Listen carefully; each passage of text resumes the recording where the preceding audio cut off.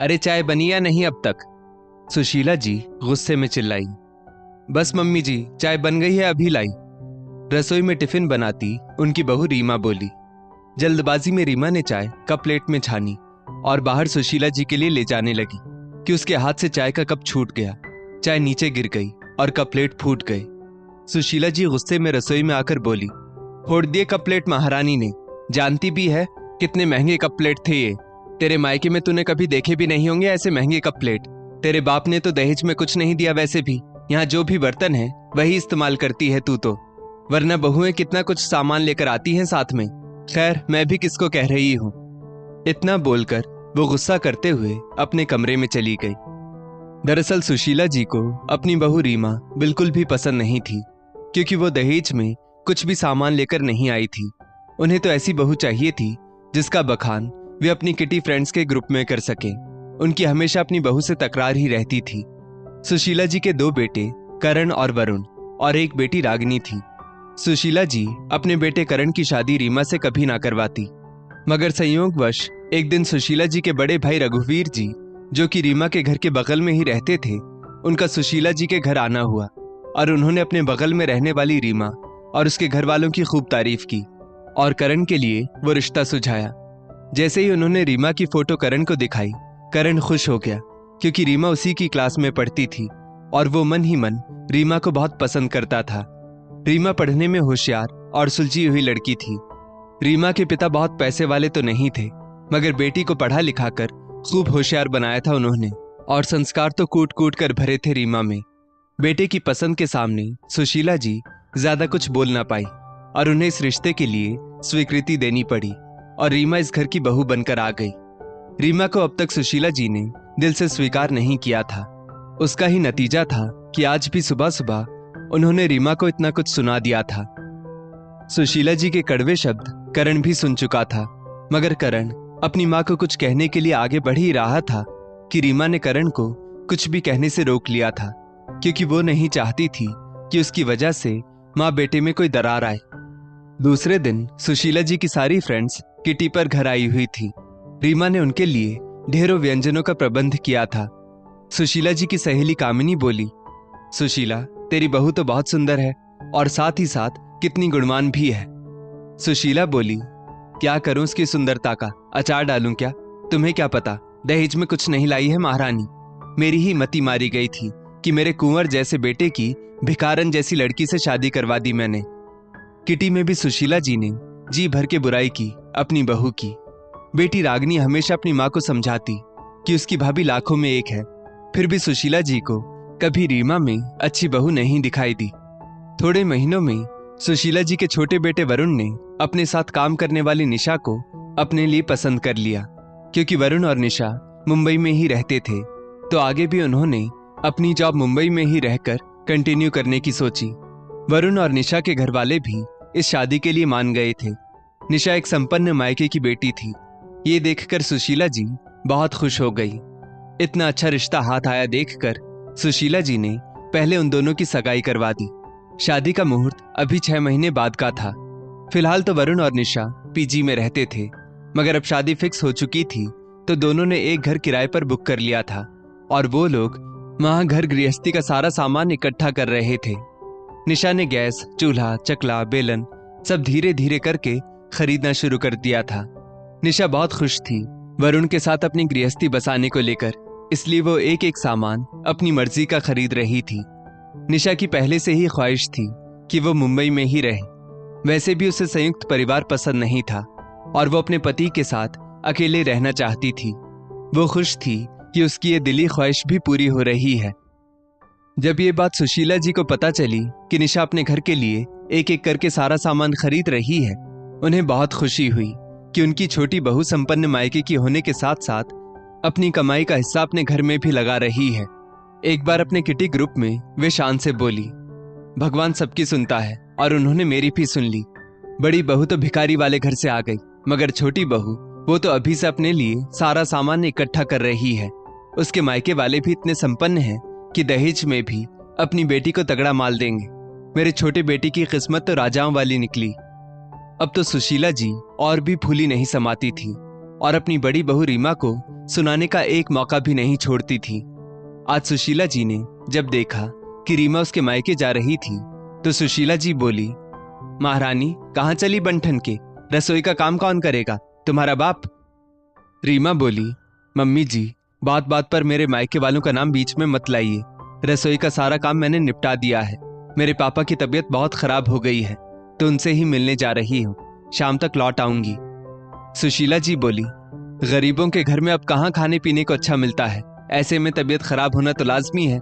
एक तरफ वहां मुंबई में देखो तो मेरे छोटे बेटा बहू मिलकर शादी के खर्चों में हाथ बटा रहे हैं। कमाऊ बहू मिली है, वो भी संपन्न परिवार की, रसोई का घर का सारा सामान खरीद लिया है दोनों ने मिलकर। और दूसरी तरफ बड़ी बहू है जो कुछ लेकर तो आई नहीं मगर मेरे बेटे की कमाई अपने मायके वालों पर जरूर उड़ाकर आएगी। रीमा की आंखों में पानी आ गया और वो बोली, मम्मी जी बहुत हो गया आपका, मेरे मम्मी पापा गरीब जरूर है मगर बहुत स्वाभिमानी है, अपनी बेटी का 1 रुपया लेना पसंद नहीं करते वे लोग। सुशीला जी बोली, बढ़ियाई मुझसे जबान चलाने वाली, तू तो यही कहेगी ना, तुम मियाँ बीवी मुझे थोड़े ही बताओगे कि तुम्हारे मायके वालों पर तुम लोग कितना खर्चा करते हो। रीमा आंसुओं का सैलाब लिए अपने मायके की ओर चल पड़ी। वो रास्ते भर सोचती रही कि ये थोड़े से संपन्न परिवार के लोग अपने लड़कों को गरीब घर की लड़की से ब्याहते ही क्यों हैं, जब बात बात पर इन्हें ताना ही मारना है। और रही बात घर के सामान दहेज में लाने की, तो निशा अपनी नई गृहस्थी मुंबई में जमाने जा रही है तो उसे वहां नया सामान लेना ही पड़ेगा ना।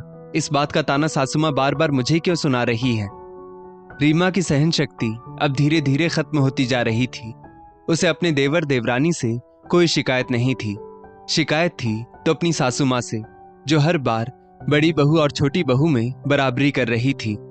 आज तक रीमा अपनी सासू मां के ताने सुनते आई थी मगर कभी सामने जवाब नहीं देती थी, क्योंकि उसके पति करण बहुत अच्छे इंसान थे। उन्हीं की वजह से वो खुद भी चुप रहती थी और करण को भी चुप रहने के लिए कहती। वो बात का बतंगड़ बनाकर घर में लड़ाई झगड़ा नहीं चाहती थी, मगर छोटे बेटे की सगाई के बाद तो मानो जैसे सासू मां के पर ही निकल आए थे। जो सासू मां पहले उसका अपमान अपनी सहेलियों के किटी ग्रुप तक ही करती थी, वही अपमान अब उन्होंने रिश्तेदारों, अगल बगल वालों और यहाँ तक कि रीमा की होने वाली देवरानी निशा के मायके वालों के सामने तक करना शुरू कर दिया था। हर बात में अब सासू मां ने बड़ी बहू और छोटी बहू में तुलना शुरू कर दी थी। कुछ ही दिनों में देवर वरुण की शादी थी, इसलिए रीमा ने इन सब बातों पर मिट्टी डालना ही ठीक समझा और वो शादी की तैयारियों में जुट गई। थोड़े समय बाद घर में सारे रिश्तेदार, सासू मां का किटी पार्टी वाली सहेलियों का ग्रुप, सभी लोग शादी वाले घर में रहने के लिए आ चुके थे। रीमा भी शादी की तैयारियों में बढ़ चढ़कर हिस्सा ले रही थी। सासू मां के सारे तानों को भूलकर रीमा अपने देवर देवरानी के लिए बहुत खुश थी, लेकिन वो नहीं जानती थी कि उसकी ये खुशी थोड़े समय की ही मेहमान है। आज संगीत का कार्यक्रम था जिसमें रीमा बहुत जच रही थी। रीमा की चाची सास ने जैसे ही रीमा की तारीफ की, रीमा की सास सुशीला जी बोली, अपनी देवरानी निशा के मायके से आई हुई साड़ी पहनी है रीमा ने, अब इतनी महंगी साड़ी इसके नसीब में कहाँ है भाई, तुम भी इतरा लो, कितनी संपन्न मायके की देवरानी मिली है, इसलिए तुम्हें ऐसी साड़ी पहनने का अवसर मिल पाया। तब रीमा भी तपाक से बोली, क्यों मम्मी जी, आपको ऐसा क्यों लगता है कि आपके बेटे में इतनी हिम्मत नहीं कि मुझे ऐसी महंगी साड़ी पहना सके? क्या मैं आज से पहले इतनी सस्ती साड़ियां पहनती थी? और वो सब साड़ियां तो आपने ही मेरे लिए खरीदी थी मम्मी जी। क्या आप अपनी ही लाई हुई साड़ियों की बुराई कर रही हैं? मम्मी जी, मुझे तो अब तक यही लगता था कि आपने वो सब साड़ियां महंगी खरीदी हैं, मगर सुशीला जी की देवरानी के सामने उनका ही अपमान कर दिया था आज रीमा ने। सुशीला जी बोली, बड़ी बहू तुम जलती हो अपनी देवरानी से, इसलिए तो मुझे ये सब बातें सुना रही हो।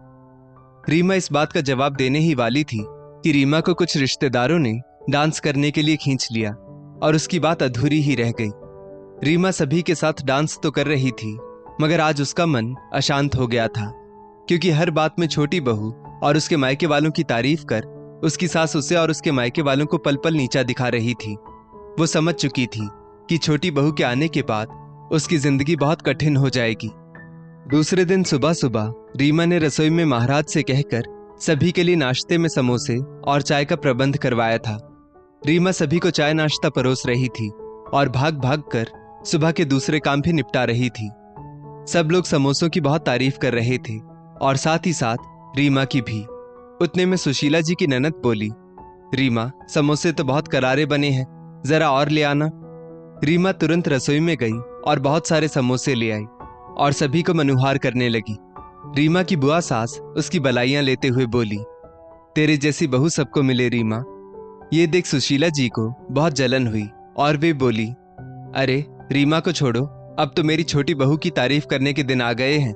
उसने तो मुंबई में चम्मच से लेकर एसी तक सारा सामान खरीद लिया है। छोटी बहू तो कमाती भी है और रीमा ने तो आज तक चवन्नी भी नहीं कमाई।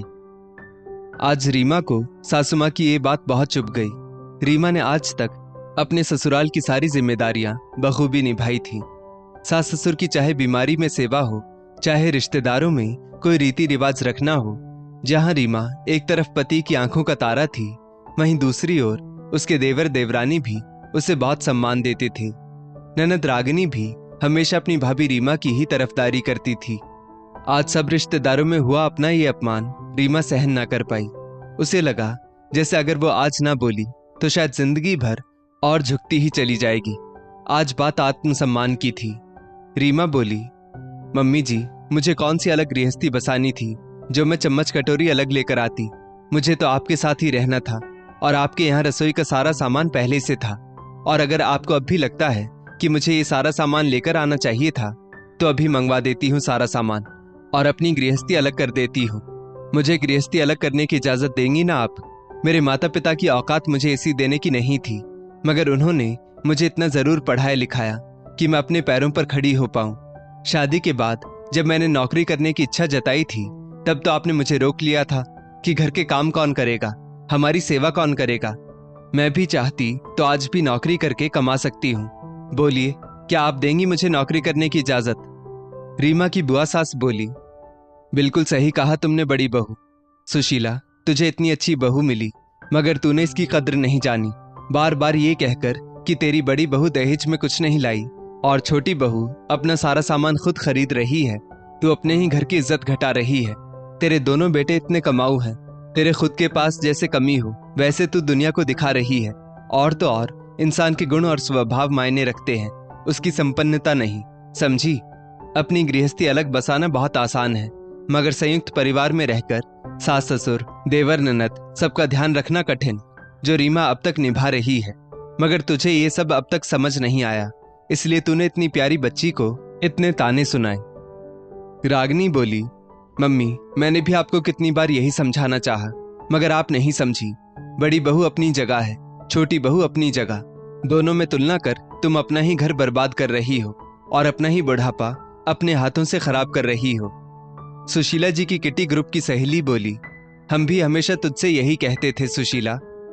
अपने विरुद्ध इतने सारे लोगों को देखकर आज सुशीला जी की अक्ल ठिकाने आ गई थी और वो अपनी बहू रीमा से माफी मांगते हुए बोली, बहू, शायद मेरी आंखों पर लालच की पट्टी बंधी हुई थी जो तुम सबने मिलकर आज उतार दी है। काश मैंने तेरी पहले ही कद्र कर ली होती तो मेरा घर कब का स्वर्ग बन गया होता। रीमा की बुआ सास बोली, कोई बात नहीं सुशीला, सुबह का भूला अगर शाम को घर आ जाए तो उसे भूला नहीं कहते। इतने वर्षों बाद आज सास बहू की तकरार खत्म हुई थी। दोस्तों, अक्सर घरों में देखा जाता है कि ससुराल वाले दो बहुओं में हमेशा तुलना करते हैं। इससे एक ही घर में रिश्तों में फूट पड़ जाती है और सास ससुर ऐसा करके अपना ही बुढ़ापा खराब करते हैं। दोनों बहुएं अपनी अपनी जगह अलग हैं, दोनों का व्यवहार, स्वभाव, विशेषताएं सब अलग हैं, इसलिए दोनों में तुलना कर रिश्तों में फूट ना डालें। इस स्टोरी को लेकर आपकी क्या राय है नीचे कमेंट करके जरूर बताइएगा और ऐसी ही और भी बेहतरीन वीडियोस के लिए हमारा पेज जरूर फॉलो करें। धन्यवाद।